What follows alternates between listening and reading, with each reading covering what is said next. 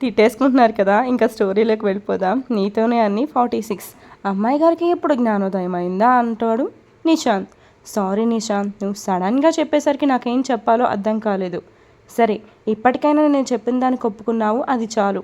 ఇప్పుడు నేనేం చేయాలో చెప్పు అని అడిగింది మంజు. రేపే మీ ఫ్యామిలీ వాళ్ళతో చెప్పు నిన్ను ఇక్కడికి ట్రాన్స్ఫర్ చేశారు అని. సరే చెప్తాను. 1 వీక్లో అక్కడికి రమ్మంటావా? 1 వీక్ టైం ఇస్తే ఇంకేమైనా ఉందా? ఈరోజు ఎలాగో ఫ్రైడే కాబట్టి మండే నుంచి ఇక్కడ జాయిన్ అయిపో.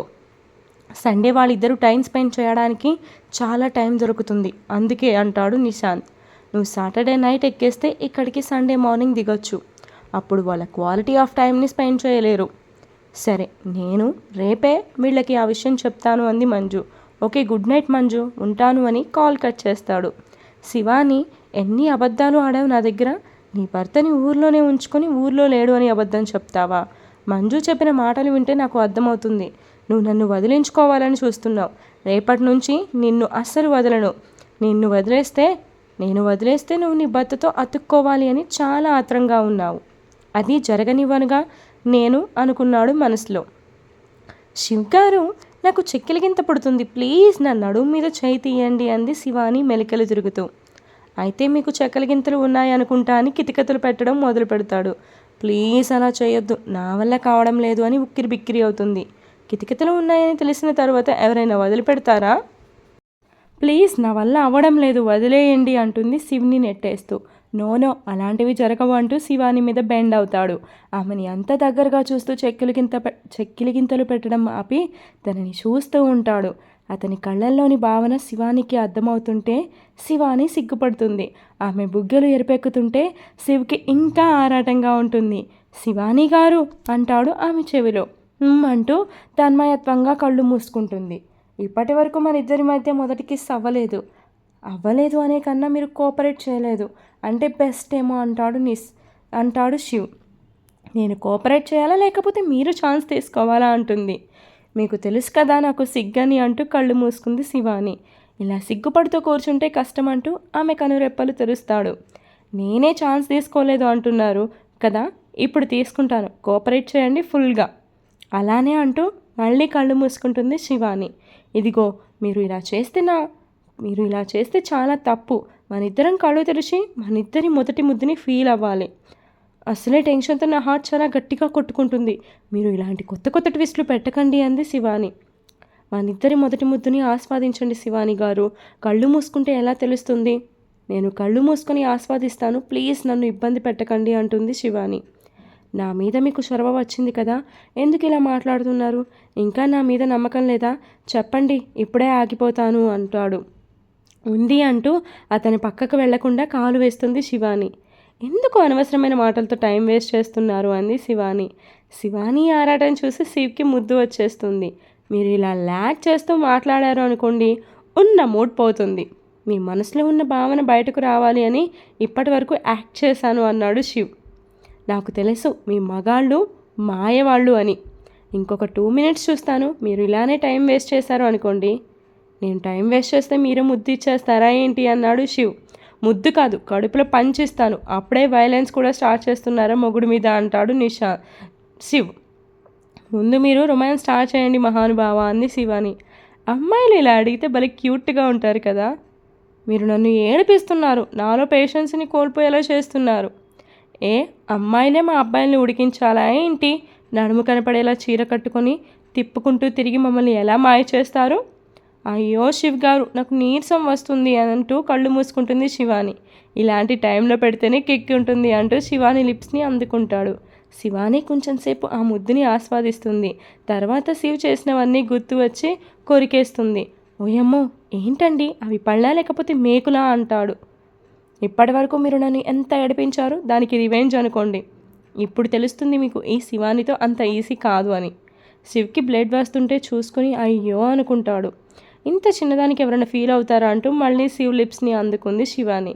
శివాని గారు, నాకు ఈ రోజుకి ముద్దు చాలు, ప్లీజ్ నన్ను వదిలేయండి అంటాడు. ఇలాంటి మాటలు అమ్మాయిలు మాట్లాడతారు అనుకుంటా అంటూ శివ్ని బెడ్ మీద పడేసి అతని మీదకు బెండ్ అవుతుంది శివాని. అవును, కానీ మీరు అనుకున్నంత సాఫ్ట్ కాదు, నాకన్నా వైల్డ్గా ఉన్నారు.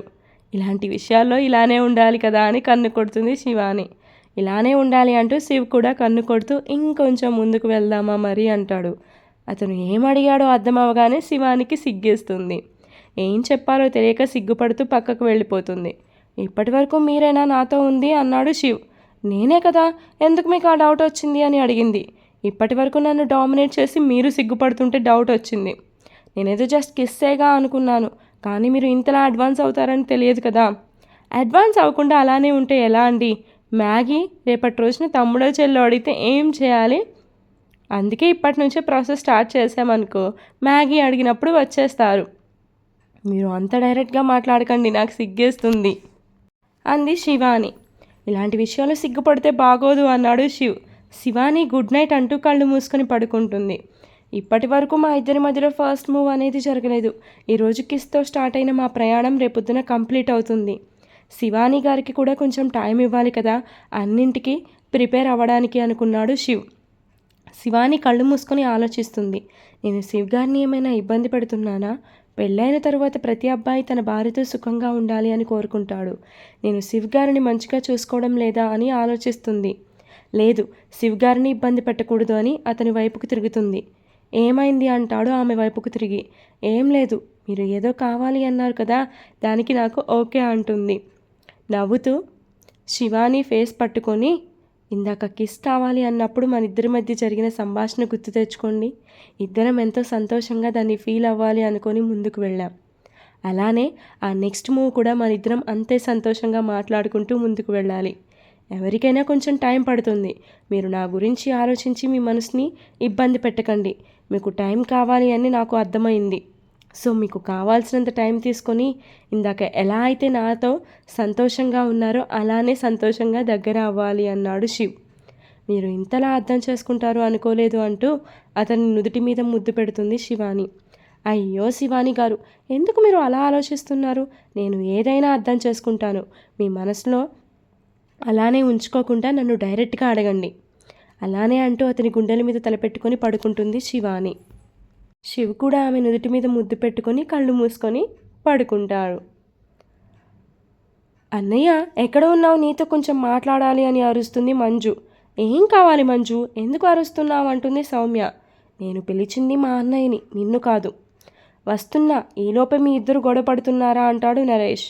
మీ ఆవిడతో గొడవ పెట్టుకోవాలని నేనేమీ ఎదురు చూడడం లేదు. మంజు, నేను సరదాగా అన్నాను, ఎందుకు పిలిచావో చెప్పు అన్నాడు నరేష్. నాకు హైదరాబాద్ ట్రాన్స్ఫర్ అయింది, అక్కడికి వెళ్తున్నాను. నాకు కూడా ఎందుకో చేంజ్ అయితేనే మంచిది అనిపిస్తుంది. ఇంత సడన్గా చేంజ్ ఎందుకు కావాలి అనిపిస్తుంది? నేనేం చేంజ్ కోరుకోలేదు, అనుకోకుండా ట్రాన్స్ఫర్ వచ్చింది, దాన్ని యాక్సెప్ట్ చేశాను అంది మంజు. అది కాదు మంజు, అక్కడ ఒక్కదానివి ఎలా ఉంటావు అన్నాడు నరేష్. కొన్ని రోజులు ఒంటరిగా ఉంటేనే నేను నార్మల్ అవుతాను అనిపిస్తుంది. లేదు మంజు, నిన్ను ఎక్కడికి పంపించును, ఇక్కడే ఉండాలి అన్నాడు నరేష్. నీ పర్మిషన్ ఏమీ అడగలేదు, నీకు చెప్పాను అంతే అంటుంది మంజు. మంజు, మీ అన్నతో ఇలా అయినా మాట్లాడేది అంటుంది సౌమ్య. హలో, మా అన్నయ్య కదా, మధ్యలో నువ్వెందుకు వస్తున్నావు అంది మంజు సౌమ్య అని. నన్ను పెళ్లి చేసుకుంది కాబట్టి తను కూడా మాట్లాడుతుంది, నువ్వు ఎక్కువ మాట్లాడుకు అన్నాడు నరేష్. ఇన్ని రోజులు బాధలో ఉన్నావని చెప్పి ఏం మాట్లాడినా సైలెంట్గా ఉన్నాను. ఇక నుంచి నువ్వు సౌమ్యాని ఏదైనా అంటే ఊరుకోను అంటాడు నరేష్. అందుకే నేను వెళ్ళిపోతాను అంటున్నాను. మీ మొగుడు పెళ్ళాలు హ్యాపీగా ఉండండి అంది. నరేష్, ప్లీజ్ మీ ఇద్దరు గొడవ పడకండి, శాంతంగా మాట్లాడుకోండి అంది సౌమ్య. ఇప్పుడు అవసరం నాది, కొంచెం నేనే తగ్గాలి అనుకుంది మంజు మనసులో. అన్నయ్య, నాకు హైదరాబాద్ చేంజ్ అయింది, బట్ ఎందుకు ట్రాన్స్ఫర్ చేశాను అనేది తెలియదు స్కూల్లో వాళ్ళు. నాకు కూడా ఎందుకో కొంచెం ప్లేస్ మారితే ప్రశాంతంగా ఉంటానేమో అనిపిస్తుంది. నాకు అర్థమవుతుంది మంజు నువ్వు చెప్పేది, కానీ నేను ఒంటరిగా పంపించడం నాకు ఇష్టం లేదు. ఏం కాదు అన్నయ్య, చిన్నప్పటి నుంచి హాస్టల్లో ఉండి చదువుకోలేదా? ఇప్పుడు కూడా అలానే హాస్టల్లో ఉంటాను అంది సౌమ్య వాళ్ళతో మంజు. అన్నయ్య వాళ్ళ దగ్గర ఉంటుందిలే కొన్ని రోజులు అంటుంది సౌమ్య. ఏం మాట్లాడుతున్నావు వదిన, నేను మీ అన్నయ్య దగ్గర అస్సలు ఉండను అంది కోపంగా మంజు. లేదు సౌమ్య, మంజు చెప్పింది కూడా నిజమే, కొత్తగా పెళ్ళైన వాళ్ళ దగ్గర మంజుని ఉంచడం బాగోదు అన్నాడు నరేష్. నేను కూడా ఏమీ ఉండాలి అనుకోవడం లేదు అంది మంజు. అలా కాదండి, మీకు భయంగా ఉంది కదా, 1 మంత్ అన్నయ్య వాళ్ళ దగ్గర ఉంటుంది, తర్వాత హాస్టల్ తీసుకొని ఉంటుంది. ఇంకా మీరేం ఆలోచించకండి అంటుంది సౌమ్య. లేదు అన్నయ్య, నేను శివ్ వాళ్ళ ఇంటికి వెళ్ళను అని కోపంగా గదిలోకి వెళ్తుంది మంజు. అమ్మయ్య, నాకు కావాల్సింది ఇదే. వదిన అన్నయ్య ఇద్దరూ కలిపి నన్ను శివ్ దగ్గరికి పంపించాలి. సౌమ్య, ఏం మాట్లాడుతున్నావు? వాళ్ళు కొత్తగా పెళ్ళైన వాళ్ళు అయితే వాళ్ళిద్దరికీ దగ్గర అవడానికి కొంత సమయం కావాలండి. సో వాళ్ళిద్దరికీ ఏమి డిస్టర్బెన్స్గా ఉండదు అంటుంది సౌమ్య నరేష్తో. ఇంకా మన మంజు వెళ్తే తన దగ్గర మ్యాగీ ఉంటుంది, వాళ్ళిద్దరికీ స్పేస్ ఇచ్చిన వాళ్ళం అవుతాము. మీరు కూడా మీ చెల్లి గురించి పడే పని ఉండదు అంటుంది నరేష్తో. ఎంత కాదు అనుకున్నా తనకి హార్ట్ బ్రేక్ అయింది కదా, భయంగా ఉంది. అక్కడ వాళ్ళిద్దరిని అలా చూస్తే అన్నాడు నరేష్. తన కళ్ళ ముందే కదా వాళ్ళిద్దరికీ పెళ్ళయింది, ఏం చేసింది? ఏం చేయలేదు కదా అంది సౌమ్య. మీ చెల్లిని హాస్టల్లో ఉంచి మీరు బాధపడడం కన్నా అన్నయ్య దగ్గర ఉంచడం బెస్ట్ కదా. సరే, నేను ఇప్పుడే మంజుతో చెప్తాను అని ఆమె దగ్గరకు వెళ్తాడు. ఏం ఆలోచించావు అన్నయ్య అంటుంది మంజు. ఏముంది, నువ్వు హైదరాబాద్ వెళ్ళడానికి ఒప్పుకుంటున్నాను అంటాడు నరేష్. కానీ ఒక కండిషన్, నువ్వు శివ వాళ్ళ ఇంట్లో 1 month ఉండాలి. అరే, నేను ఉండను అని చెప్పాను కదా అంది మంజు. నువ్వెన్ని చెప్పినా నేను వినను, నేను చెప్పింది చేయాలి అని అక్కడి నుంచి వెళ్ళిపోతాడు నరేష్. ఎస్, నా ప్లాన్ సక్సెస్ అయింది అని ఎగురుతుంది మంజు. వెంటనే నిశాంత్కి మెసేజ్ పెడుతుంది, హైదరాబాద్ వచ్చేస్తున్నా అని. శివ్ లేచి హాల్లోకి వస్తుంటే ఇల్లంతా సాంబ్రాణి పొగ వేస్తుంది శివాని. చాలా త్వరగా లేచారే మీరు అంటుంది శివాని శివ్ని. ఏం చేస్తాం, అందమైన భార్య పక్కన ఉంటే ఇలానే మత్తుగా నిద్రపోతాము అంటూ ఆవలిస్తాడు. ఇంకో గంట ఇలానే చేశారు అనుకోండి, నాకు స్కూల్ టైం అయిపోతుంది. ఇదొకటి ఉంది కదా, ఒక లాంగ్ వీకెండ్ తీసుకోవచ్చు కదా అంటాడు శివ్. చక్కగా నువ్వు నేను మ్యాగీ మొత్తం 1 week టైం స్పెండ్ చేస్తాం. అసలు స్కూలే మానేస్తా అన్నాను, మీరే ఒప్పుకోలేదు అంది శివాని.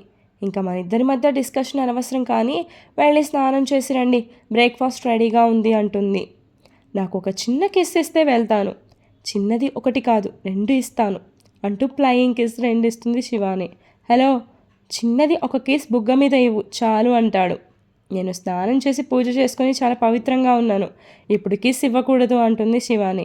ఎవరు చెప్పారమ్మా స్నానం చేసాక కిస్ ఇవ్వకూడదు అని? ఎవరూ చెప్పలేదు, నాకు అన్నీ తెలుసు అంటూ శివ్ని స్నానానికి పంపించేస్తుంది శివాని. శివ్ వచ్చేలోపు డైనింగ్ టేబుల్ మీద అన్నీ సర్దుతుంది. మేడం, ఇప్పుడు నేను కూడా ఫ్రెష్గా ఉన్నాను, ఇద్దరు ఫ్రెష్గా ఉన్నప్పుడు కిస్ చేసుకోవచ్చు అనుకుంటా అన్నాడు శివ్. చేసుకోవచ్చు, కాకపోతే నిన్నట్లాగా లేట్ అయింది అనుకో, మన ఇద్దరికి గొడవ అవుతుంది. మన ఇద్దరికి గొడవ అసలు అవ్వదు, ఎందుకంటే చాలా అండర్స్టాండింగ్తో ఉంటాం కాబట్టి అన్నాడు శివ్. అవునా, మీరు ఎన్ని చెప్పినా నా దగ్గర మీరు కిస్ తీసుకోలేరు అంటూ దూరంగా పారిపోతుంది శివాని. శివాని, నాకు ఆకలిగా ఉంది, నీ వెంట పరిగెడుతూ ఉండలేను, ప్లీజ్ వచ్చే. మీరు సైలెంట్గా ముందు కూర్చొని టిఫిన్ చేయండి, వస్తాను అంది. చేస్తానులే రా అంటూ టిఫిన్ తింటూ ఉంటాడు. టిఫిన్ చేస్తుండగా సౌమ్య నుంచి కాల్ వస్తుంది. తను చెప్పింది మొత్తం విన్న తర్వాత మళ్ళీ కాల్ చేస్తా అంటాడు శివ్. శివాని, మంజు మన ఇంటికి వస్తుందంట అని చెప్తాడు. రమ్మనండి, దానికి నా పర్మిషన్ ఎందుకు అంటుంది. అంటే ఇలా వచ్చి అలా వెళ్ళడానికి కాదు, ఒక 1 month ఇక్కడే ఉంటుంది. అయితే ఏంటండి, రమ్మనండి. అంటే మన ఇద్దరికి కొత్తగా పెళ్ళైంది కదా, ఏమీ ఇబ్బంది లేదుగా అని అడుగుతుంది సౌమ్య అంటాడు శివ్. అరే ఏం కాదులేండి, రమ్మనండి, అలా ఫీల్ అవ్వద్దు అని చెప్పండి. నీకేం ప్రాబ్లం లేదు అన్నావుగా, నేను తర్వాత కాల్ చేసి సౌమ్యకి చెప్తానులే అంటాడు శివ్. ఇద్దరు టిఫిన్ తిన్న తర్వాత దారిలో మ్యాగీని తీసుకొని స్కూల్కి వెళ్తారు. ఈరోజు నిశాంత్ స్కూల్కి త్వరగా వస్తాడు. శివాని ఎవరితో వస్తుంది, ఎప్పుడు వస్తుందో చూడాలి అని చాటుగా ఉండి వాళ్ళిద్దరూ రావడం చూస్తాడు. ఓకే, ఈ అమ్మాయే కదా తన కూతురు అనుకున్నాడు నిశాంత్. శివ్ తన కార్ వేసుకొని వెళ్ళిపోగానే శివాని ముందుకు వెళ్ళి నుంచుంటాడు. నిశాంత్ని సడన్గా చూసి షాక్ అవుతుంది శివాని. ఏమైంది శివాని మిస్, అలా షాక్ అయ్యారు? ఏం లేదు సార్ అని భయపడుతుంది. మ్యాగీ ముందు ఏం మాట్లాడతాడు అని, పాప నువ్వు నీ క్లాస్కి వెళ్ళు, మిస్తో నేను కొంచెం సేపు మాట్లాడాలి అంటాడు నిశాంత్. అలానే సార్ అంటూ శివాని వైపు చూసి వెళ్ళిపోతుంది మ్యాగీ. ఏంటి శివాని, నీ కూతుర్ని ఎన్ని రోజులు నా దగ్గర నుంచి దాస్తావు? నువ్వు చెప్పకపోతే నేను కనుక్కోలేను అనుకుంటున్నావా అంటాడు. పొద్దున్నే ఎందుకు నా ముందుకు వచ్చావు అంటుంది శివాని.